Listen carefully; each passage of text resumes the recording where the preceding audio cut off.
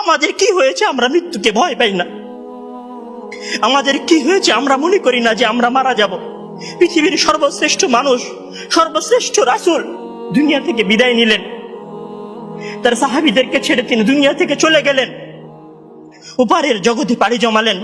আমাদের কি হয়েছে যে আমরা বিশ্বাস করতে চাই না, আমরা প্রস্তুতি গ্রহণ করি না মৃত্যুর জন্য? আমি আপনি কি মনে করি যে আমরা চিরদিন বেঁচে থাকব? আমি আপনি কি মনে করি যে আমার গ্যারান্টি রয়েছে আমি সালাত আদায় করে আমার রুমে ফিরে যাব?